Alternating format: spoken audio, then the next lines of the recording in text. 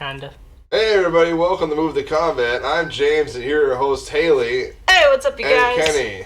Yo. I don't know why our name tags didn't just... Oh, the same problem as before. We've been having technical difficulties. Everything's new to us. Yeah, I don't know. Every single week. Something new. OBS runs an update and everything crashes. Woo! Yeah, we always start like at least a half hour ahead of time to try and fix all these issues beforehand, and it still doesn't seem to work out because it's like, oh, by the way, glad you started a half hour early because you're going to need that whole half hour to fix this problem. Welcome to the land of technical difficulties. I'm going to fix it while we're talking. Finger guns. Because I'm that good. Yeah. Boosh. But no, anyways, nothing happened. So, James works on that stuff. Kenny, what are we talking about today? We're going over fundamentals today. Mostly deck types and kind of how they play, where they're good, where they're not so good, and just kind of giving you the tools to decide which playstyle is best for you. Yeah, honestly, I think this is going to be one of our last fundamentals episodes that we do. Just because we've covered a lot of the basic stuff now and that we're just you need. We're setting you up to fly. Yeah. On your own. We're giving without our help. The point was to give you guys the tools to get started and get into it, or to refresh yourself on how certain stuff worked. And I think we're getting to the point where we've kind of done that. Because knowing is half the battle. Really? That's where you're going with this today? The other half is not knowing. I'm choosing not to react. Yeah, I don't think that would help me at this point, not reacting, because I feel like that's half the fun of this, is you guys just irritating me. It is a lot of fun. We enjoy it thoroughly. Oh, I know you do. And let me tell you, you're lucky I love you, because otherwise I would have strangled you guys long ago. Aww. Haley's showing feelings. I don't have feelings. I'm an emotionless robot. Beep, boop. Okay. But yeah, so deck types. We're gonna go over the major ones. So we're not hitting everything, but these are some of the most common ones you'll come across. And some of the most broad ones. Obviously, there's a ton of them that we're not covering. There's new deck types that show up like literally every week. Yep. And any of the deck types that are based off of a specific mechanic, like prowess or infect or anything like that, those are a little too narrow to go over in a lot of detail. Plus, they generally fall into one of the main categories. Yeah, so we kind of picked out what we would consider like the 4 main categories of deck types. Yeah. And we have some more specific examples of each of those, stuff that you're probably going to come across more often.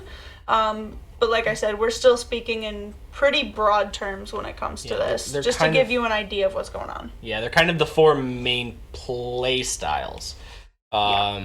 So just like the way the deck plays falls into the certain category. It could be anything from like a low to the ground creature deck, or it could just be burn. Falls into like aggro, for instance. Correct. Yeah, so there's tons of more specific deck types, but most of them fall into these 4 broad categories. And it's just, this is just to give you an idea of what's out there and to get you to start thinking about what you might like to play of them. Mm-hmm. Yep. So I guess we should probably get started. We should probably get started, because the more we sit here and talk... The more we preface, the longer it will be. Number 1. What's number 1? Okay, number 1, we're going to go over aggro, which is kind of the play style that most people start learning. Correct. Generally, an aggro deck is low to the ground creatures, and what I mean to low to the ground is they're low costed, so they only cost like 1, 2, 3 mana, for generally a high power toughness.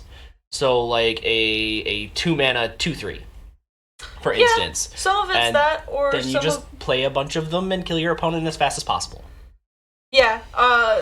Basically, when we say aggro, we mean like aggressively costed stuff. So like Kenny said, that could mean like a 2 mana 2/3, or it could mean like a 1-drop that's a 1/1 with haste that has some sort of other ability, or anything that's giving you more value to play it quickly. Yep. A lot of aggro, you're dealing with the low to the ground creatures that hit fast, quickly. You want to play as many of them as you possibly can if that's the type of aggro that you're playing. Spells that deal direct damage. Basically, the point of an aggro deck is to run under the strategies of other decks. Yep. Generally, it's going to be the deck that tries to empty its hand out as fast as it can. Yes. To get onto the board as fast as possible. And kind of overwhelm the opponent, I guess, is the best way to put it. You want to kill your opponent before they have a chance to set up. So, a lot of times you want, like, by turn 3, you want your opponent almost dead, if not completely dead. Yep. Typically, like, when you're playing in Standard right now, which is kind of a more slowed down format. That's because the power levels. End games of these matches are crazy, stupid, powerful. Yeah, more so like Standard, they're just working on the power levels of things, so you don't have the kind of powers that you have in formats like Modern or Vintage or Legacy. So Standard's typically a little slower, so by like aggro decks are typically killing by turn 4 or 5. Ideally, of course, because not everything always happens that way. But yeah, they want to, and what we mean by run under is like, so your turn 3, you're playing a creature that's taking them down to almost end of life, and they're like playing their first big thing. Third land and having a counter spell up, generally. Yeah, something like that. Or they're playing like their 3-drop 4 or 5 or something like that. So yeah, it's a lot of very quick, very aggressive, just kill. Yeah, the deck has a couple pros and cons, like the playstyle. Generally, I mean, if you want short matches, if you don't want to sit around for a while and grind out games, it makes them real fast. Generally an aggro match, you either win or you lose, and there's really no in-between or grind. Yeah, I'm going to be honest, when it comes to Standard, I really prefer aggro, because Standard is the format in which I'm supposed to be getting 3 games in 50 minutes. I don't want to be sitting there for all 50 of those minutes playing one game. I wanna get in, get my stuff done, either pound your face in or have my face pounded in, and then move on with my life. Yeah, but also, a lot of aggro decks have trouble drawing cards. So when you run out of cards, you're out of cards, and you're just drawing one card a turn, generally, and you're relying on the pressure that you get within that one card or within your starting hand to kill your opponent. Right. And the way aggro is typically designed is more of like, you want to be able to kill your opponent with your opening hand or with your like opening hand in your first 3 draws, because like I said, like turn 4 or 5 at the most, you kind of want them dead, or at least as close to dead as you can possibly get them, because by turn 5 your hand's pretty much empty, and it's very hard to refill your hand in a deck that's just meant to be super aggressive, because you don't have your turn 2 or 3 to take off to draw extra cards, like a control deck or something like that would have. You have to get your stuff on the field and get it in there, or get your spells cast, or do stuff like that. So your opening hand is your most important tool in an aggro match. And of course there are exceptions to every rule. There's always exceptions. But that's entirely relying on the cards that are in the set. We're speaking generally and broadly here. Yeah. Right. Most of the time, you're not going to have Beaumont Courier in a or set. like Frenzy or or like Opt or something like that. Right. But I mean, if the format supplies a way for aggro decks to quickly refill their hand and kind of fix their draws, then aggro gets a lot better. Yeah, for example, like James mentioned, Beaumont Courier, which was a card that whenever you attacked with it, you got to put the top card of your... Yeah, that card was bonkers. You got to put your top card of the library exiled underneath of it, and you could pay 1 red mana and sacrifice it to get all those cards from under it into your hand. Mm-hmm. And then Experimental Frenzy lets you play cards off the top of the library instead of from your hand. So when you empty out your hand, you then play Experimental Frenzy and proceed to play cards off the top of your library. Which acts as a form of card advantage. Mm-hmm. So cards like that are super good, because a lot of what you see in aggro, and aggro can be in any color, but typically the most common aggro deck you'll see involves red, because red is a super aggressive color. Usually it's designed red and or white, because white has a bunch of anthems that pump your creatures up. Yeah. But sometimes those are, like, you've got your white weenie deck, which is typically really aggressive like that. But when you start getting into the anthems and playing those, I think you start to fall more into a mid-range deck. Well, it depends on how the anthems are costed. So, like, if it's like an Honor of the Pure, which costs 2 mana, Oh, yeah. or like a Benelish Marshal, which costs 3, by that time you're playing. The goal is to play the anthem last. You play like a slew of little dudes that are evasive in some way, and then you play an anthem which adds like 5-6 power to your board, and then you kill them. Right. And depending on how you play it, too, depends on, like, if you're playing the Anthem turn 2, you're probably playing it wrong, because, like I said, aggro wants to get as many things on the board, typically as fast as it can. For the newer players, when we say Anthem, what we mean by that is an enchantment that boosts all your creatures. Not necessarily an enchantment. In effect, yeah, that pumps all your creatures up by +1/+0, or... Correct, not necessarily an enchantment, but an instant sorcery or enchantment that boosts all your creatures by a certain number. Generally, it's just going to boost the raw numbers of your creatures. Yeah, anything that boosts your power is really good for, like, late game in an aggro deck. Just used to thinking of them as enchantments, because most of them are. Most of them are enchantments, but there are some there's quite a few creatures that do it, and it's most prevalent in white. And that's kind of their answer to the aggressive red decks, is that the aggressive red decks don't care, they just throw burn spells at the problem until the person is dead, or creatures, whichever they have more of. And then the white deck is like, oh, okay, I'm just going to build this army of creatures, and if you don't have removal, I'm going to play a Lord and kill you with it. Yes. All right. Different types of aggro decks. You've got your standard burn deck. And what we mean by burn is a spell that can deal direct damage to a player. So if you're playing a burn deck, you want to be able to throw as many, like, lightning strikes, which is like the 2 mana, deal 3 damage to any target. You want to throw as many of those out as your opponent to directly kill them with damage as fast as you can. And it's either like spells or creatures or just any cards in the deck. Most of them deal direct damage. Yes. In some way. And then there's a lot of payoffs, specifically in this format with cards like Light Up the Stage, that just care about you having dealt damage to your opponent to let you get like 2 cards for 1 mana. Yes. So burn is super reliant on you being able to deal direct damage, because that's how it kills you. It burns you. Yeah, it's really bad against life gain decks, and you generally have to be aware of that, but that's kind of the facet of every deck strategy, is it usually has an Achilles heel of some kind. Yes. Another type is like a spellslinger type deck. Can be considered aggro depending on how you're playing it. One of the examples is, so like a Spellslinger could be a burn deck, but typically Spellslingers hybrid more off of aggro and tempo. Generally, they're red-blue decks with... Yeah, generally you've got a red-blue deck, and it plays off of some sort of ability that benefits from you casting that many cards. Yeah, the Analyst deck comes to mind. Yep, Wizards, Modern has a Prowess deck with like Monastery Swiftspear, and... Prowess basically means whenever you cast a spell, that creature gets a buff. Yeah, whenever you cast a non-creature spell. Yeah. That creature gets +1/+1 until end of turn. And Adelie is like James was talking about. She gave all of your wizards a +1 buff whenever you cast a spell. Yeah, it was a fun deck. Yeah. That deck's still pretty good. It got Lightning Stormkin out of M20. Yeah. So it's Spellslingers. Yeah, it's just you benefit from playing your spells that are usually, but not always, dealing direct damage to your opponent.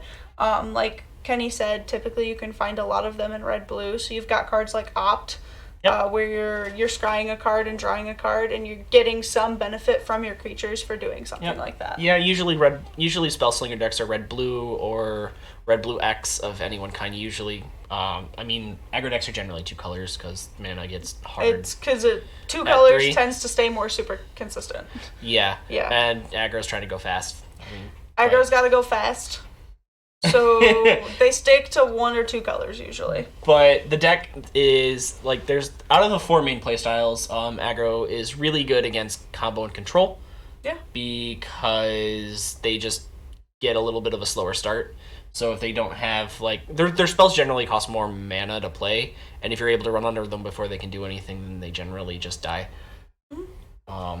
But if they turn the corner, then they kind of just wipe the floor with you. It's very much plays into aggro's MO of just, if I don't win, I lose. And it's not like an in between a grind. It's just, it happened. Yeah, and the last example of aggro decks that we're going to be discussing briefly is Creature Swarm, which is typically what I think comes to most people's minds when they hear aggro deck. Yeah. Right. So Creature Swarm is just your, I play a lot of little cost dudes and I swing. I play goblins. Are you dead yet? I made 52 1/1s. Did you die? Yes or no? Because if the answer is yes, cool, you're dead. If the answer is no, I'm dead. Yeah. And that's what most aggro decks are generally. Is some kind of Creature Swarm deck. They're going to go super wide. I would not recommend aggro decks for people with high blood pressure or fast heartbeat, because every time I play aggro, I'm like, I feel like I'm gonna die. I'm like, I gotta win. Oh yeah, you're totally walking the razor's edge. I don't have the nerves for aggro. I really don't. You just gotta go fast. I know. I can't do it. It's less calculated than Control, but there's definitely a rhythm to it. Yeah. And I'm not saying don't play it. I'm just saying it's not for the faint of heart at all. Yeah, but there is this consensus in the wider Magic community that aggro takes less effort, less talent to play. And that's wrong. Mm-mm. That's entirely wrong. It's not true. Aggro, so if you prefer aggro, don't let anybody ever tell you that it's easier to play, because it's not. They're just being salty and they're a jerk. Well, no, so here's where I think the misconception comes from, is the fact that aggro decks, especially like mono red aggro decks, are very easy for new players to get into, especially like the Creature Swarm. Because when you're talking about Creature Swarm mono red aggro decks and you're new to the game, it's a very good deck to pick up to help you get into the rhythm of how to play. Yeah. So if you don't have a lot of like mind for strategy, or you're still trying to figure the game out, it's like, cool, I play this dude and I swing. And that helps you get into the rhythm of how you take a turn and how you play. But when you get into the more complex facets of it, even the Creature Swarm decks, you can make them more complex, and it really does become a battle of when is a smart time to play this. Like Kenny was talking about the mono white aggro decks that have like the Anthem effects in it that give your creatures +1/+1, and if that comes on a creature or an enchantment, you have to know when the right time to play that is, because you wouldn't want to take off your whole turn 2 to play this effect that won't help you until later in the game. Yeah. It just doesn't make sense. Whereas if you drop it like turn 6 after you've got 5 guys on the board, you just added an extra 5 power to your board, and that could mean death. Right. Mm-hmm. I just realized I caught myself. Yuriko is probably considered an aggro deck. Yuriko is absolutely I play Yuriko all the time. Yeah, Yuriko is an aggro deck. But the thing is, if you watch me play Yuriko, I'm like, I'm like, yes! Yeah. When you pull it off, it's like, it's the best feeling in the world, and when it whiffs, you're like, I feel like one of the big differences between, like, the polar opposites in our 4 types for aggro is Control. Right. And aggro feels very tactile in the way that you play it. Mm-hmm. It's very much by feel. And then Control is very much you're trying to get into your opponent's head to see where they're going to go and try to predict what they're doing so you can appropriately react. Right. Yes. So it's a little bit more patient, a little bit more calculated, but there's still a little bit of a gut aspect to it. Yeah, that intuition is what separates an experienced player from a non-experienced player, in my opinion, in aggro decks, which is why it always makes me angry when people say aggro decks take no talent. I'm like, no, they take if you need every. I mean, in Magic, every move counts. But if you need every move to actually count, and you like playing that way, and you don't want any margin for error, and you want your matches to be super fast, aggro is definitely the way you want to play. Because I can make a mistake in a Control deck and still win. Mm-hmm. I don't think I can make very many mistakes, if any. No, it's fairly in a Control unforgiving. Deck. Yeah. Let's get something straight to begin with, though. Anybody who can play Magic is already leagues above somebody who can't. Yeah, absolutely. Magic is the most complicated game in the world. So if you want to play an aggro deck, a mono red Creature Swarm aggro deck, do it. Who cares? Do it. Like I said, you're already a step above people who don't know how to play. And when they tell you that that's easy and doesn't require any talent, just be like, thank you, because they're giving you a compliment. You're better than they are. Fun fact that I'm sharing. My very first deck that I ever played was a mono red Goblin deck. Yeah, and they're fun. That sounds right. It was a blast, and I loved it. Yeah. And then I played mono white for a while, and now I play blue. My first I don't deck know. was a pseudo control deck, which is weird because I hate control, but I'm really good at it. Because I think 90% of what I play is control in some aspect, even though I hate control. I've slowly realized You that like saying no. just as in real life, in Magic, black is my favorite color. So I do get into aggro sometimes, Black's but got not pretty good aggro decks. but not all the time. You know what I mean? I'm usually not total aggro player. But Yuriko, if you're looking for a great commander aggro deck, Yuriko is a hell of a lot of fun. Isn't that expensive? It can That's be. a lie. That's totally a No, lie. it Don't is tell now. them. Don't It tell is them, now. James. That's It's a lie. He's It is lying. now. But we have to No, move on. We need to stop talking about Yuriko. Ridiculous. We need to stop talking about Yuriko and move on. All right. Um, What's number 2? Well, really Well, quick. Hold up. Slow Aggro down. aggro's good against, as we said earlier, control and combo, because combo and control decks take longer to get rolling. And they're bad against mid-range because mid-range, card for card, their cards are generally better than an aggro decks. Yes, and we will kind of discuss when we go over mid-range decks what that means. But just mid-range gets more value out of their drops than a typical aggro deck Yeah, will. and their top decks are usually 1,000 times better, Yeah, usually yes. just because their cards are better. if you're talking about top decking a 1-drop 1/1 with haste and top decking Like a a 4-mana 4-drop a with 4-mana 4/5 with trample, you're screwed. All right, but control, second type of deck. Number 2. Okay. You want to go over this one, or do you want me to go over it, because I did aggro? It's up to you. Okay, so control. The focus of control is, and this is going to sound really stupid and redundant. Control? But the focus of control is to maintain control. Why? I know. Are It's Stalin. a concept. It's an unbelievable concept. But basically, when you're playing control, the purpose of control, or the main play style of it, is you are taking control in some way of what's going on. Now, whether that means you're telling people, no, you can't play that spell, and that's how you're controlling them, or you're removing all of their stuff off the board, or any combination of that, you have control of the game. Right. Yeah. Yeah, like I said, you're Stalin and you're Stalin. But another way to think about control is that control doesn't attack the player with a whole bunch of little bitty threats that build value over time. Control plays one big threat that wins the game on the spot. Yeah. And the point of the control is to get to that big threat.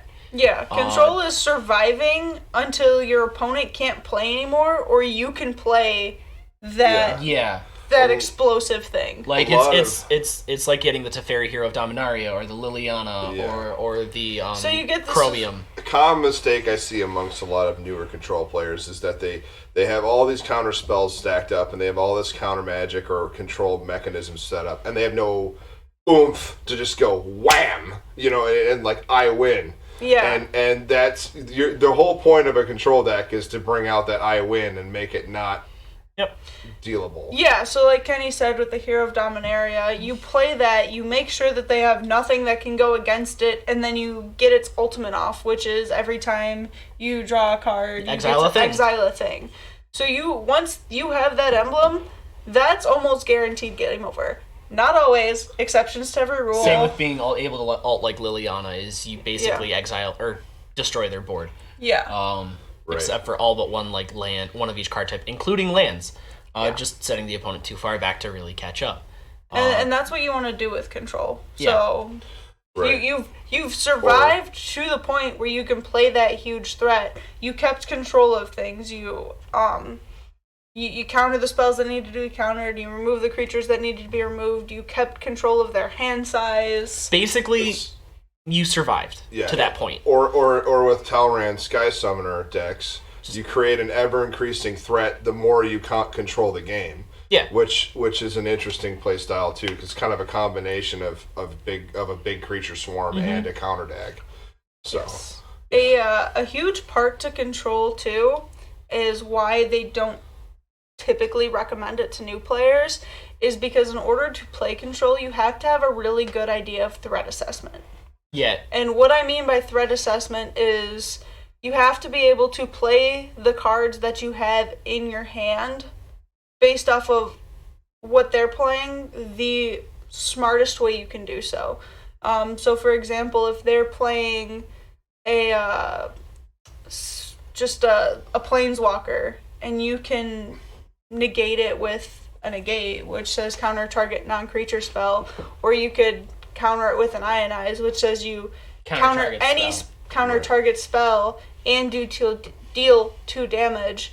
You have to realize that, like, maybe that's the time to play the negate instead, because 2 damage is great, but you're countering a specific spell, and if you have something that can counter something specific, and you need to counter something specific, it's better to use that then than to use it later on something you might. Like, you might need to counter a creature later. Well, now all you've got is a negate in your hand and you're screwed. And there's a lot... Oh, I'm sorry. Go ahead, Kenny. Sorry. It also comes down to the impact that a card will have. So, like, countering a 1-mana 1/1 is probably not as good as countering the Lord that's going to bump that 1/1. Right. I have no reason to counter the 1/1. I want to counter the 2/2 that makes the 1/1 a 2/2. Yeah. So, understanding that, like, the cards with the big impact are the ones that are probably going to need to never hit the board, but, and then you say, like, your sweepers or your spot removal for the other stuff. But there's, I wanted to bring up that there's 2 main types of control decks. Oh, yeah. And that's, instant speed or denial control, and then sorcerer speed control. So, instant speed control right now is really bad because there's a specific card in the standard format right now that's... Well, let's rephrase and say it's bad in standard. It's bad in standard right now, and kind of in modern at this point. Well, because of that card's existence, but it's not a big deal. Right. Basically, instant speed control is denial control. Is where you're going to be playing counter spells and other cool stuff on your opponent's turn, and then you hold up your turn to do what you want to do. And if you don't want to do anything, then you just drew a card and played a land and then said, I pass. And they have to play into all of your open mana in a full hand. Yeah. Which is always awful. Yeah. So, it's kind of called counter control instead of, like, instant speed control. Yeah. And the counter control is, you're just playing the instant speed spells.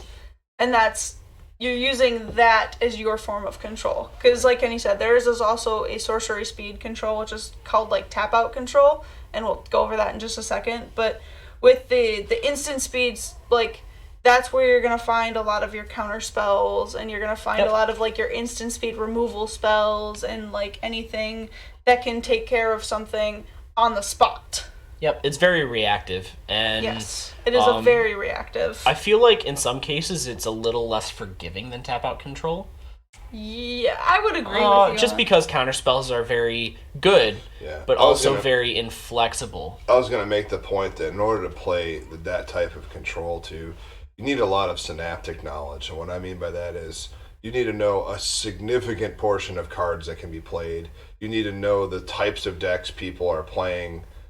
Which you need to know in general to play Magic. You need to have a solid knowledge of the game. But you need to know what above and beyond. Like, if this guy's playing this deck, or you see these cards, he's going to have this card in his deck. And I'm holding out for that card to hit. This is counter control is a lot of where the threat assessment becomes more important as well. Right. Because, like James said, you have to know what decks are being played in the format. You have to know what's going on. You have to be prepared. So you have to have that level of threat assessment, especially in counter control, because, like Kenny said, it is so much less forgiving. Because if you play the wrong counter spell on the wrong thing, that could mean game. Yep. So, like, right now in Standard, there are 2 red decks. One plays a whole bunch of little 1/1 guys that deal an extra damage when they attack off of an enchantment called Cavalcade of Calamity. And then the other one is a little bit bigger. They're playing 1, 2, 3 drop creatures, and then they win the game with a card called Experimental Frenzy, which lets you play cards off the top of your library. And generally when you're it's just kind of an example of using the card knowledge, is you kind of watch what the red deck's doing. You see red, you see their first card, and say it's like a Fanatical Firebrand, which is like a 1/1 guy that taps and sacrifices himself to deal damage anywhere. And that's in both decks. So you're like, okay, I'm playing mono red, playing against mono red. Cool, what's their next card? Oh, it's like a Viashino Firebrand, which is not a 1-power creature, which means it is the bigger red deck. So you know kind of what spells in the shell are going to be there, so you can judge what spells are the most important to counter. Yes. Yeah. Which is why control is not recommended for newer players. And it takes a little bit of experience. Yeah. But once you have that experience, it is a really rewarding style to play. Indeed. Yes. And then we have what is my preferred method of control, which is tap out control. And there are technically 2 different types of it. So you've got like Super Friends tap out control, which is 100% my jam. Which basically means I am using the value that I'm getting off of the stuff that I'm playing to control what's going on. Yep. So there's a creature-based one, and then there's Super Friends. I prefer Super Friends because I'm using the Planeswalkers and their abilities to help keep you under control, and that's how I'm maintaining my control. Is not only do I have high-value stuff that I'm playing, but that high-value stuff is giving me even more value by taking care of your stuff as well. Well, yeah, and generally Planeswalkers give the player a way to remove threats, because it's kind of what a Planeswalker wants to do. It wants to remove stuff that's going to attack it. So they're using that to your advantage, and then kind of gaining value off of having a metric fuck ton of them. Well, yeah, not they only... act as a defensive shell, too, because I was going to say... Yeah, and then your opponent has to deal with them. Your opponent has to deal with your Planeswalkers 99% of the time. And so, at the very least, you can also use them to give you that defensive shell, like James said. So they're going to have to deal with them. So you use that and you make them waste everything on the Planeswalkers so you can play something else or just devastate them. Yeah, effectively with the Planeswalker strategy, you win by multi-processing. Like, you're doing so much simultaneously that the other player can't keep up to what you're doing. Yeah. It's like when you're playing, like, tic-tac-toe, and you've got the strategy where no matter where your opponent moves on the board, they've lost because I've got a backup to a backup. Yeah. And I would say the other tap-out control deck is just the control deck that operates at sorcery speed. They're going to be making you discard cards, they're going to have a whole bunch of board wipes, and then big, splashy sorcery spells that win the game. Yes. That can be a really difficult deck to play against, and it's actually a little bit more forgiving than instant speed control or even Planeswalker tap-out control style decks, just because, like... It's reactive, but then it also kind of plays like a mid-range deck. I was going to say it's reactive, but it's also proactive at the same Old time. Old school hand destruction has had a certain amount of fun to it, and the new school of it's still fun.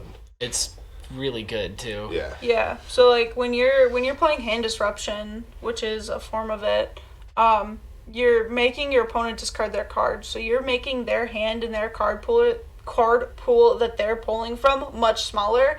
And yes, you're doing it on your turn, but I spent 1 mana to get rid of a card from your hand, so now on your turn, you've got 5 cards instead of 7. Yeah, now I want to go back and do my old school hand destruction thing as a commander deck. Well, you guys have inspired me. Tap-out control is basically based around resource denial, so like lands, cards, life total, mill decks, anything that's going to be actively denying your opponent resources is at sorcery speed. You can't gain usually life. tap-out You can't control. spend life for abilities. That's my least favorite thing to see as a black player. Pillow fort, anything like that. Yeah, you must pay 2 mana to attack me. You must pay 4 mana to attack me now.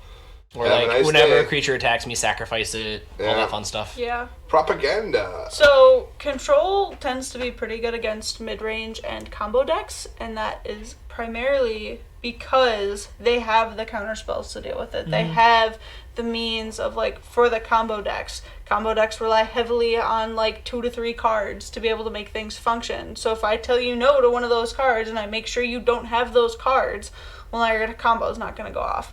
It works good against mid-range because your big stompy threats that you're throwing out, well, they're gone. So yeah, mid-range and control basically try to win through 1-for-1 trades. And controls cards are usually going to trade better than mid-ranges. I feel like mid-range and control actually have a fairly decent matchup against each other, and where, like, one isn't super favored over the other. Like, I would agree that I think control has a little bit of an edge, but mid-range tends to keep up with control pretty well because, like we said, mid-range are playing high-value stuff. So if you just get one of those pieces to stick, then you're not sitting too bad. Now you guys are inspiring me to rebuild Fun Police. No, stop. No, don't build cancer. But the one thing that control is especially bad against is aggro, because aggro is trying to run underneath that strategy. Right. Yeah, So, if you can't get your feet underneath you, you just kind of get run over. yeah, so aggro pretty much makes sure that control can't catch its footing. Actually, At least not game 1. I would say the deciding factor is up to turn 4. If you can survive to turn 4 and find a sweeper, you usually are okay. That is true, but aggro doesn't want to let you survive until turn 4. And that's why I say game 1 in a match of 3 rough. is much, much, much in favor of the aggro deck as opposed to the control deck. Now, post-sideboard is a completely different story. Yeah, because but we're not discussing post-sideboard right now. That's a whole other conversation. But strategy-wise, aggro generally has quite a bit of an edge over control decks just because it takes so long for control to get its wheel spinning. Correct. Our next deck type Number is 3. mid-range. And I want to say that mid-range is probably the truest to how Magic is played. Probably. I think it's the way that it was intended to be played. Yeah, it's the original intention. I think it's the intention. Like, it's the deck that plays 1 land a turn, draws 1 or 2 cards depending on the effect, and then plays a big, stupid spell. I play red-green monsters. Once again, there's exceptions to There's that. exceptions to that, mean, but generally... Mid-range, the goal of mid-range is to play the powerful spells that outvalue your opponent's spells. Yep. So, just like one of the easiest examples, if you compare your aggro versus your mid-range, your aggro, you've got the 1-drop, 1/1 with haste. Mm-hmm. Mid-range, you're typically playing a 1-drop that's a 1/1, but you can tap it to add mana. So on turn 2, you're playing a 3-drop thing. Yep. So just the value that you want to get out of your mid-range deck is the level is much higher than like the value you'd want to get out of your creatures in an aggro deck. Yep. Generally, your creatures are going to have an effect that when they enter the battlefield or some kind of activated ability. Mm-hmm. Chupacabra Is a 4-drop. is kind of a really good example. It's a 4-drop. It's a 2/2, which is actually rather small for a 4-drop. But when it comes into play, it destroys a creature. So it's a removal spell on top of a body. Yeah, so it's going to block something, maybe trade with something, and then kill a creature as well. Correct. So, I mean, a lot of the creatures and like permanents in a mid-range deck are generally a 2-for-1 trade. Mm-hmm. So they're going to take something out or draw you a card, and then you're going to lose it, but take something else with it. Yes, absolutely. Mid-range is what I would like to say my favorite kind of It's totally your deck favorite's is, but control. I'm definitely a tap-out control player. But mid-range is really fun because there's a lot of options that open up with it because you're playing stuff that has such high value. I think mid-range might be the recommended deck I would recommend to a new player. To be I would disagree. Really? I would disagree. Why do Yeah. you think it takes more finesse and more card knowledge? Mid-range decks have a lot of choices that you need to make. Yeah. Mostly when it comes to sequencing. Mm-hmm. So, like, when you need to know when to play a specific ability or a specific creature to get an ability, and the deck's really weak to control decks. So, like, if you're playing it against, is not really weak to control. if you're playing against a counter-based control deck, Which is rare in the current standard. but they still exist. It's an issue, for a mid-range deck because they're playing usually 1 spell at a time, and the best way to beat a control deck like that is to play more than 1 spell at a time. Yes. Here's why I said, and I mentioned this earlier, but like I said, when you're just talking about like a traditional mono-red creature swarm deck, which is where a good chunk of players start playing at, it's not mindless, but it's more Simplistic. It's more simplistic to grasp, and so like I said, that helps you get into the motions of the game. I guess I'm just biased because I learned on mid-range decks. Well, yeah, like I said, not everybody learns on aggro. They didn't really I mean, they had aggro and burn, but it was a lot different when I started playing. Yeah, like I said, but now I think that typically this is where people start, and I think it's actually a good place for them to start because it allows you to grasp the motions of the game a lot easier. Because you've got more of a set gameplay. Mm-hmm. And so it's like, you know you're going to play your creature, you know you're going to try and swing with it, you know the thing, so you know it helps you get into the motions of the game better. And once you have the motions of the game down, it becomes easier to learn more complex strategies off of it. So if an aggro player is mostly someone that plays with intuition, and that's what they want, and a control player is someone that plays with planning and strategy, and that's what they want. What's the personality type that a mid-range deck appeals to? In the middle. Yeah, but I know that. Seriously. Seriously, that's exactly it's it. in the middle. It's very much because mid-range has this interesting ability to swing between aggro, beatdown, and control. Yeah. Depending on the type of mid-range deck you're playing, you can like kit your main deck out to be a beatdown deck, right? And if you're against another aggro deck that's going to beat down better and faster than you will, then you can say, okay, I'm just going to include these board wipes that for me are one-sided because I'm playing a mid-range deck, and I can do that. So and then it becomes a control deck. Yes, I would say that mid-range is the most versatile deck type. Mm-hmm. It has the most types of decks that, like, all these, it's got so many deck types that could be considered mid-range decks. And like Kenny said, like, you start off with the deck as a beatdown deck, and then you come across another aggro deck that's faster than you. Deck that's faster than you. So what do? You make it a control deck. Like, I've played mid-range decks that were control decks until I sideboarded, and my sideboard was entirely creatures. I had no creatures in the main board, and then post sideboard, here's creatures. So it's a completely different type of deck, and you can. Eternalized deck I ran would be a good example. No, that's a control deck. Really? Yeah. Okay. Just I don't because think I can play any. I just don't think I could grasp like the mentality of a mid-range deck. I don't think I can design one. Well, because I think either all intuition or all analysis. Here's the thing: is mid-range falls into a very unique category, just based off of the fact of the value you get from the mid-range stuff. Yep, it's basically where you're sitting is if aggro's one side of the scale and control is the other, mid-range is the entire grayscale. You're basically economizing on the value of the game. Yeah. Yes. More than a specific type of play style. Correct. Mm-hmm. So it's like Kenny said, it's like aggro is white on the scale, and if you put control in black, mid-range is all of the gray in between. Okay. So it just gives you access to so much more of the game, and it's not a super specific playstyle. Nope. And its disadvantage is that it doesn't have a focus, right?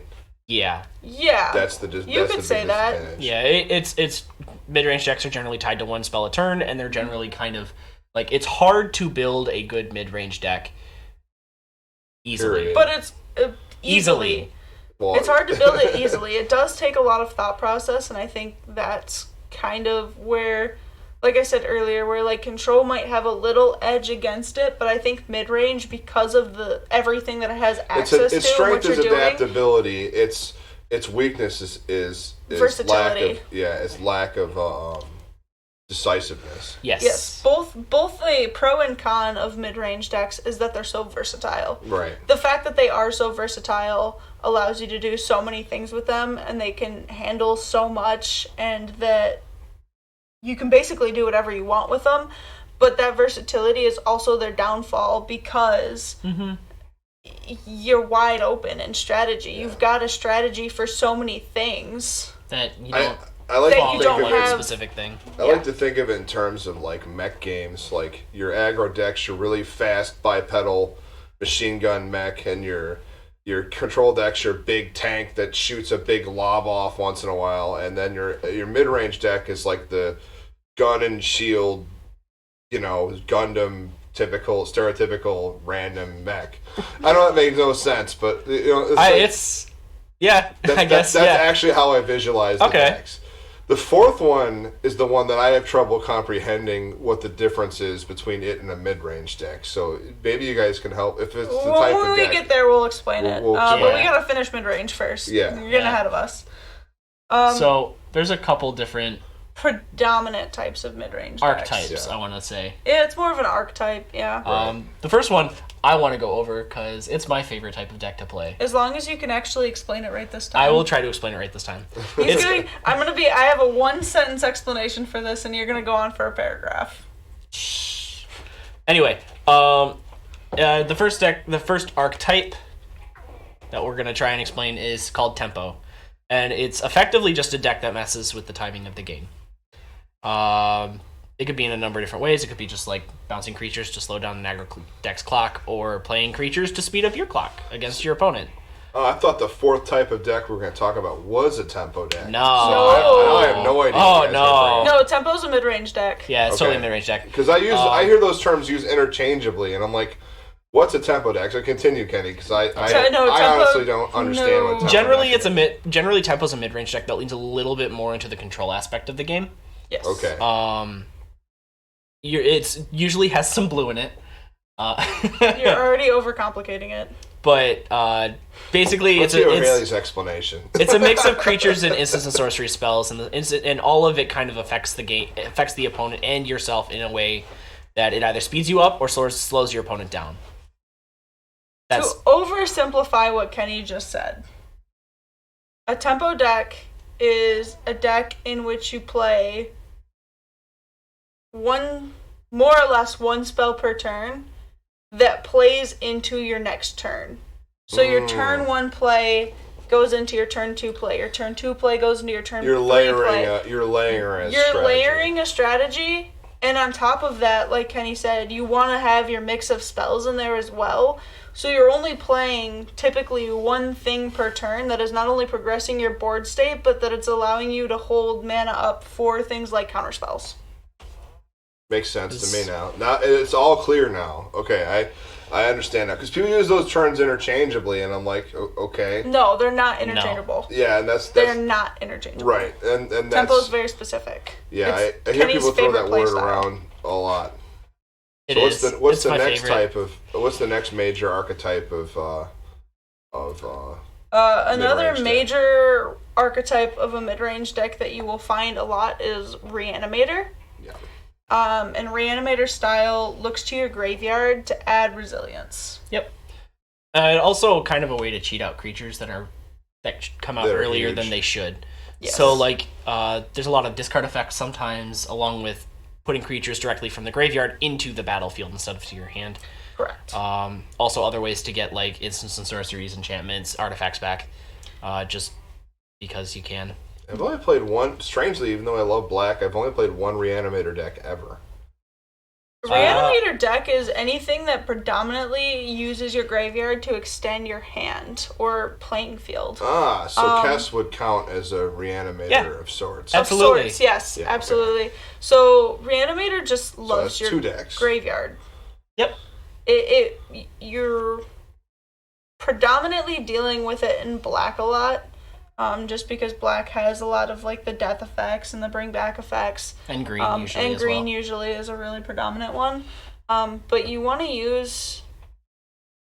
extend what you can do as much as possible. So if that means using like what we talked about with the new commander decks, the flashback ability, that's perfect. You're bringing more stuff out of your graveyard. Anything that reanimates your creatures, like making them zombies or bringing them back in any way. Yep. The main plan of a Reanimator deck is extending past everyone else's endgame. Mm-hmm. Your endgame is so, almost nearly infinite that you can grind out any game. Yeah. The biggest way to beat a Reanimator deck is to exile some from it, essentially, because your opponent's like, I'm gonna board wipe your field, and you're like, that's great, I don't care, next turn I bring it all back. Neener. Yeah, so it's the mid-range deck that has decided to give up on the early game to have a decent mid game and then just win in the late game. Yes, and that's not true. It doesn't entirely have to give up. No, usually it's set up. There is funny stuff that you can do, especially in Standard right now. There's a card called No Hide Ferox, and if he gets discarded, he comes into play. He comes into play, and so if you have a way to self-discard, guess what? You just played I mean, the Legacy Reanimator decks, they discard like a 8-mana 7/7 Flying Trampler that gains you life and draws you cards on turn 1, and then reanimate it on turn 1. But the reason they can. Yeah. Because they can. But the reason we brought up these two types specifically is because these are very, very popular forms of mid-range decks, and they're also very different from each other. Right. Are there any other archetypes that people should be aware of for mid-range aside from... There's millions of them, but we're not going over them. Generally... I meant that you guys want to talk about. Oh, no, not the... It pretty much sticks with... Usually it's just like a lot of mid-range decks take advantage of a specific mechanic. A lot of or like micro synergies between specific cards. Right. There were a couple of really cool decks in the Kaladesh block that were pretty powerful mid-range decks. And then like the Explore deck is a really, really, really good mid-range deck that's in the format right now. Correct. Yeah, but we picked these two specifically because, like I said, they're super popular. You see them a lot, but they're also different from each other. So whereas like Reanimator is extending your play, Tempo is more of the control-y version. You get into the more controlling version of it where you are playing the counter spells and you're playing your things meticulously so that you are playing your thing per turn, but you continue building upon it. Yep. Okay. So that just raises my question. I have no idea what the number 4 is going to be. That's okay. It's the other favorite of my deck types. Deck type number 4 is combo decks. Yep. Oh yeah, of course. Yeah. Combo decks are decks that have combos in them. Usually the combo is game ending to some degree. Usually, always. That's the point of a combo deck. But it's the deck that's gonna spend most of the game cantripping or using spells to draw cards to get to their pieces and then play those pieces to win. Yeah. Combo decks take cards that have extremely high synergies with each other and abuse the shit out of them. Yeah, let's talk about that Ralzeric Ralzeric Expansion Explosion deck for a second. Ad infinitum. That was a thing. It's still a thing. It still is a thing. So, basically, with combo decks, you survive until you get your combo pieces out. Now, you could have anywhere from 2 to infinity combo pieces. I've seen some pretty interesting, weird, janky let's talk about combos. Kiki-Jiki decks for a second. Yeah. Let's not. We're not even going to go on Kiki-Jiki today. If you want to know what Kiki-Jiki is, look it up. It does some things. About it. If you ever see Kiki-Jiki, kill it. That's all you gotta know. That's all you gotta know. But yeah, so you want like these 2 to however many pieces that you have, and you get them online and you get them to stick until they do their thing. Yeah, right. That's basically it. It's just cards that loop into each other infinitely. Yeah, I've got an infinite turn combo in a deck that uses 3 pieces. Which is stupid because infinite turns means nobody else plays Magic, and that's just not fun for anybody. I don't ever play it. I just have it. I technically have a 2-card infinite turn combo, but I don't use it ever. I mean, I technically have a combo in my Super Friends deck that makes anything infinite, but... Well, yeah. But that's very hard to get to, because you have to ult 2 Planeswalkers to do it. So, combo decks are actually fairly rare in constructed formats, just because... At least in Standard, because it's very rare that you'll see, like, a straight-up combo deck do well. Yeah, in Standard it's pretty difficult, because in Standard a lot of the combos that you see are the weird janky ones that have like 7 or 8 pieces. It's like, I have infinite mana, but only after I play these 7 cards. Yeah, just because there's this really fine line that if a combo becomes too efficient, then it usually gets banned. It breaks the format. Would you consider a Storm deck a combo deck? Yes. Okay, just wanted to make sure. Absolutely. You do see way more combo decks in Eternal formats like Modern and Legacy and Commander. Yeah. Just because they have the cards to do it. And they also have the cards to deal with it as well. So, like, Standard, you won't see as many combos like that, just because the card pool is more limited. So you don't have necessarily the cards to deal with it, or if you do see the combos, they're, like, really weird, janky, fun, one-off decks, because they take, like, 4 or 5 pieces to make function, because they don't really print high-functioning combo pieces like that anymore. Can I make a commentary just from James. This isn't an official Move to Combat commentary. But this is how I have something to say about this subject. Combo decks are not fun for anyone. and I'll tell no, I'm serious. I'm dead serious. Even for the person playing them. Because too many times in Commander, which is a casual format, does infinite combos come up in tournaments and infinite combos come up in table games, and they're not fun. And I'll tell you, because for two reasons. They're not fun for the people playing against them because they want to play Magic, and they're not fun for the person making them because, not talking about all combo decks, I'm talking about infinite combo decks, that because eventually you get this $2,000 deck that's find infinite combo, play infinite combo. It's literally the whole deck. Find infinite combo, play infinite combo. Every other card in the deck is to make sure they can't stop your infinite combo or you find it. Mm-hmm. And they're boring. This is my opinion. This is not the opinion of Move to Combat podcast. So send your hate mail to me. But that's you can email him at. Yeah, that is my honest opinion after playing Commander as much as I have. It's just like I don't understand who they're fun for. And every time I have a conversation with somebody that plays Infinite Green or Infinite Blue or Infinite whatever, they're always like, well, I went to a tournament and everybody was always winning with infinite combos, so I made an infinite combo deck so I don't lose. That's not a reason to make a deck. It's Commander, in my opinion. And that's enough on that for now. That's my tirade. That's your rant. So no, I agree. It's not a reason to make a deck. Yeah. It is not a reason to make a deck, right. But if you're playing in the highly competitive scene. If you're playing in a highly competitive scene with James, Commander, calm it down. Then definitely use a combo deck. But never in any other situation. In my opinion. That's it. Okay. No more. Okay. Moving on. So, back on track.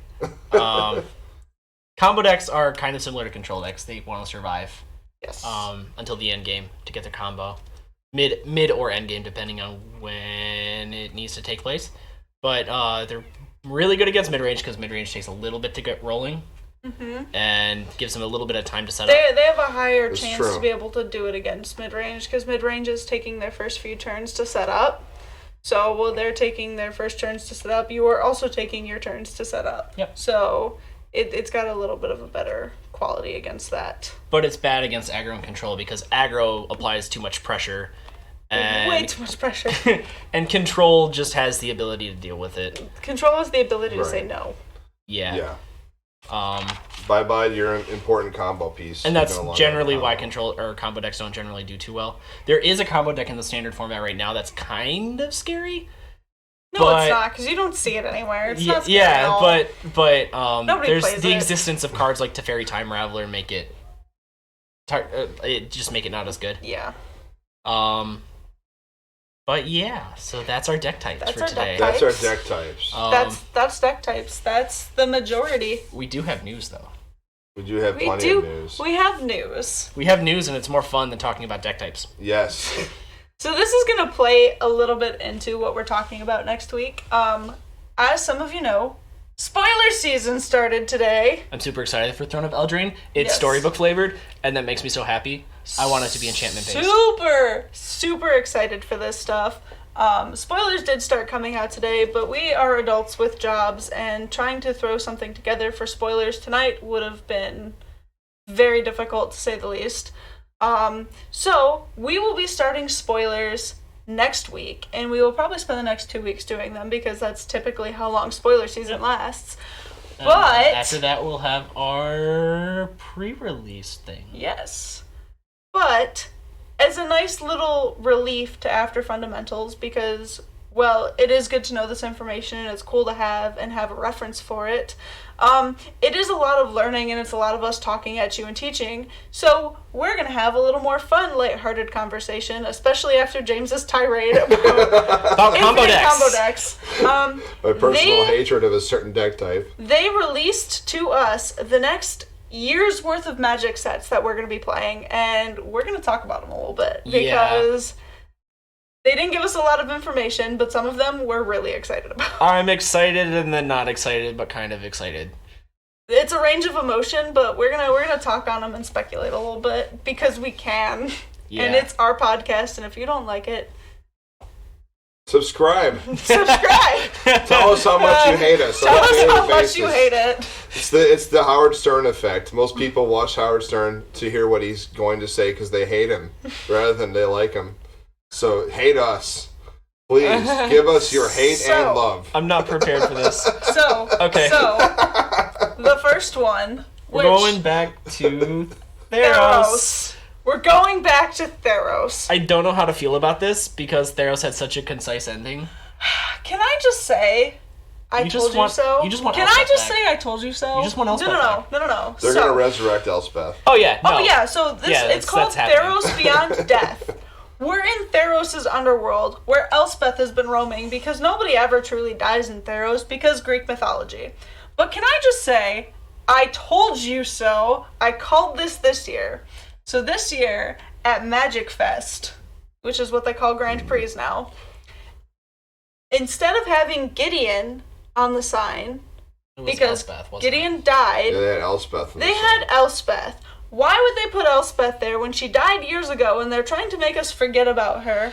Why would they put her there if they weren't doing something with her within the next year? Okay, so I want to say this because this is funny to me. If Elspeth becomes the designated white Gatewatch member, then it will be Jason as harem. Oh no!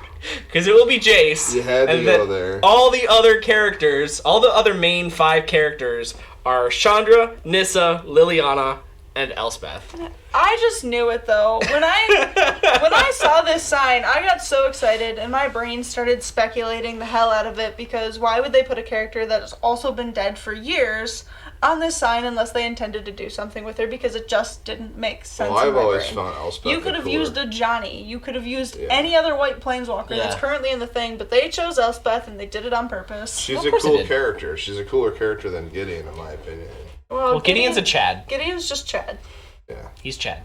But I'm really excited for this one. We're going to be digging into Theros' underworld, so not only does it appeal to me in the sense that, like, we're probably getting Elspeth back, and if we don't, people will riot.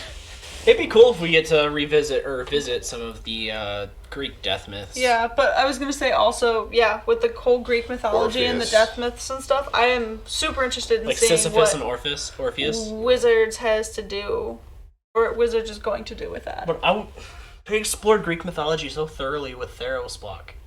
Yes, and now we're exploring the underworld mythology. Wait. Dude, there's wait. you can get like a degree in mythology. Like there's a lot more than just like I'm aware. Oedipus and I'm aware. Okay. What if they go into like a Titanomachy? Like old gods. Interesting. That'd be pretty interesting. I don't know. Theros is cool. Greek mythology is my shit, so I'm ready for this. The second set that they announced to us, though, is called Ikoria, Lair of Behemoths. They didn't give us a ton of information on this, but what they did tell us was that you not only get to play with monsters, you get to make monsters. Thoughts, Kenny? Go. Modular cards? Possibly? Not as in the key phrase modular, but modular cards. Wait, what if they include effects that turn creatures that aren't typically monstrous? That's possible. It's also possible that we saw something like making a monster similar in the Unstable set that they released a couple years ago. Oh, okay. Yeah, I know like that's a what modular. So thing? like a modular, like I pay this cost and fuse these two together, and now it's something new. It's interesting. I think it would open up a really interesting design space. Fusion dance. Okay. But it also, we have no idea what they're gonna do. It just says make monsters. What does that mean? By our Wizards, powers I have combined, questions. you form Captain Magic. If they do Captain Planet on a card, it would both make my day and then just kind of ruin it at the same time. Oh no. I don't know. I think it's gonna be interesting though. Like, we have no idea what the mechanic is behind Make Monsters yet, but like it could be something modular, like with different modular cards. It could be like we have to get the 5 pieces of Exodia. It could be like Okay. all possibilities are open. I am interested, Wizards. You've got my attention. I just shivered inside. Okay. With next disgust. set. The next M2021. M21. M2021. No, it's just M21. Why would I say 2021? That's just stupid. It's core set 2021, M21. Sure. Please. Anyway. Don't take it my way. We explored Chandra, this M set, so we're exploring Teferi, next M set. I find this incredibly interesting. The only information that I have been able to dig up about this so far was like, do you like Teferi? Cool, you're gonna like this set. I want to play Tribal Teferi. But see, we don't know if it's gonna be like...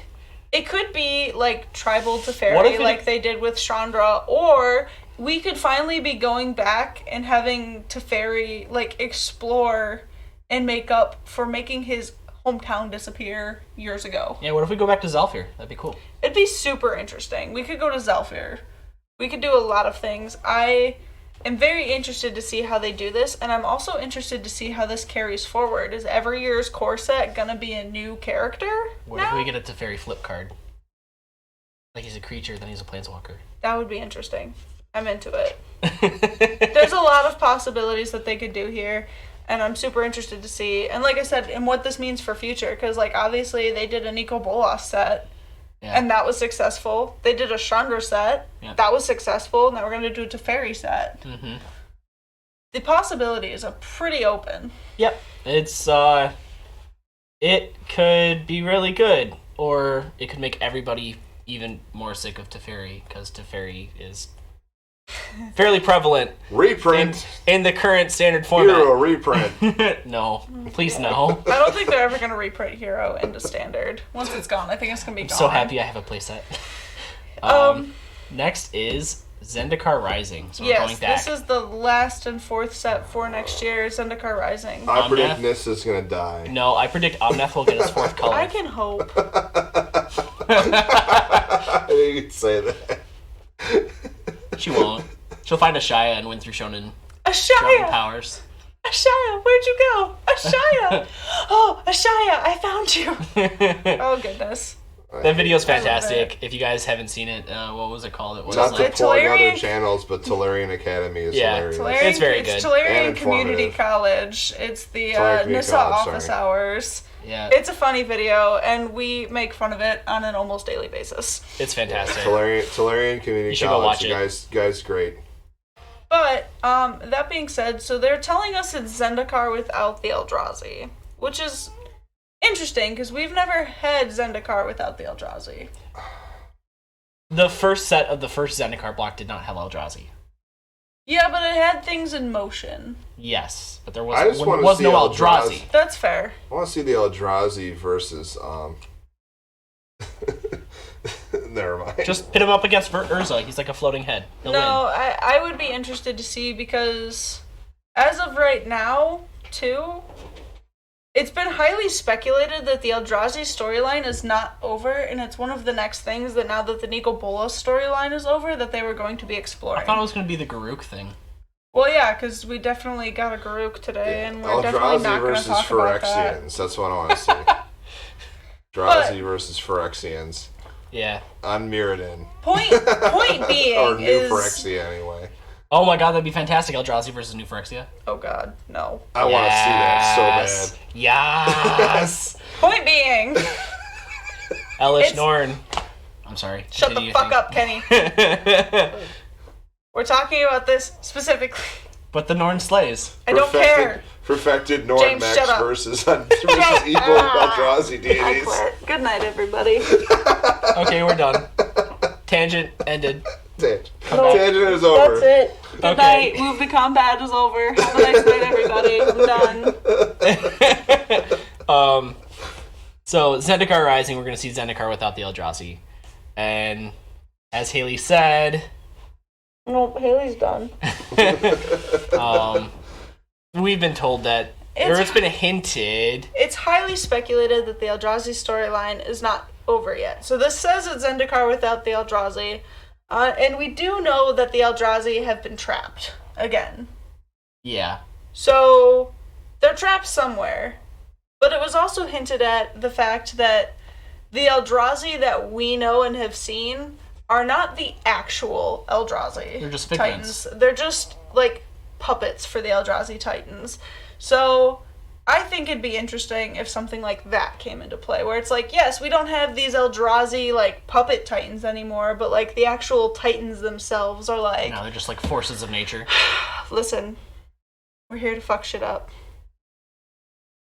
Or fix shit. I don't know. They're gonna. I don't know. They're based on the Cthulhu mythos, so like the whole point is that they're in part like indifferent to everything around them. I'd be upset if they took an active role because Cthulhu creatures are supposed to be cosmically indifferent and not care like that. Like, yes, but at the same time, it's not like they're completely indifferent because basically their hand's been cut off. Mm-hmm. The Eldrazi Titan puppets are trapped, which means they can't use them anymore, which means the things that the Eldrazi were feeding on, they're no longer feeding on. And if that is something that they require to live, or they need, and now their right hand is cut off, I'd be pretty pissed, and they would be coming to do something in that case, I would say. If the Eldrazi die, and they're El Cthulhu Mythos creatures with strange eons, even death may die, right? So... Mm-hmm.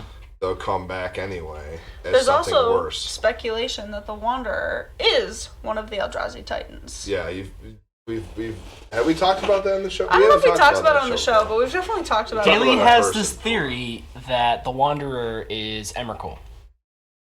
Anything is possible. Like we said, we're talking about Cthulhu level beings who just had their right hands cut off. So in an allegory, the Wanderer is to Eldrazi as Hastur is to Cthulhu.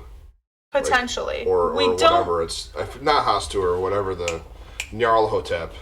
Potentially. We don't know for certain. Everything right now is speculation, but I personally would be interested if that was something that happened, or either that or what they're going to do with Zendikar post-Eldrazi. Yeah. Because it's got to be something interesting. I don't just want to sit on a plane for a whole set because they're rebuilding. I don't know, man. I'm just taking it one set at a time after War of the Spark. One set at a time. How many years of build-up was that? Well, technically, they say it's like 4 or 5 because from like the because it's the Gatewatch storyline. So when the Gatewatch formed, Oath of the Gatewatch, they say it's from there. But realistically, this Bolas storyline's been building up since since Tarkir. Yeah. So there's been a lot of thought and storytelling put into this. So it's been probably like 7 or 8 years, I want to say. I'm happy to just kind of like enjoy Throne of Eldraine. Oh, yeah, for sure. And but then at the Theros. same time, Let's take a break. When we get there. Let's take a break. It's still fun to speculate. Oh, it's over absolutely this, fun to especially speculate. because they announced this stuff today. So. I am super excited for Theros. Because I want to go back to Theros. I love enchantment-based sets because they're amazing and perfect and awesome. I want to play Enchantress again. I am cautiously optimistic about Zendikar. But it's too far in the future to really get an opinion about it. But we have a whole year before we have to deal with it, so we'll just leave it at that for now. Yeah, let's do that. Alright, now it's actually time to sign off for the night, guys. Thanks for joining us and letting us be ourselves and goof around and go on strange tangents. Yeah. Tangents help fill up showtime. You're not wrong. I mean... They also just irritate me to no end sometimes. Like I said, if I didn't love you guys, you'd probably be strangled by now. Alright, so if you want to see video of us strangled, please email us at movetoCombatPodcast@gmail.com. You can see us getting strangled every Wednesday at 8 p.m. Eastern Standard Time here at twitch.tv/movetoCombat. No, Haley's done. You can tweet us at Twitter. Using your Twitter at to combat. I give up. Oh man. Or catch, and if you search Google for Move to Combat, you can find our YouTube, or if you YouTube for Move to Combat, you can find our back episodes YouTube. Or you can see all of our back episodes at Twitter at To Combat. If you like our music selections, you can check those out at soundcloud.com James SHAIEB. That's me, and you can download anything you want. So, any final words for our audience? I think Haley's done. Haley is done. But Kenny. check out the rest of our videos on YouTube if you haven't seen us before. We do have some pretty good ones, I think. Especially the one where Kenny wasn't there. Yeah, that's the best one. It is our highest rated episode. Oh, is it? Yeah. Oh, of course. I'm sorry, Kenny. I love you. I am the weakest link. Anyway, we'd love to see you guys next week. Have a good one. All right. Bye. And we'll see you later.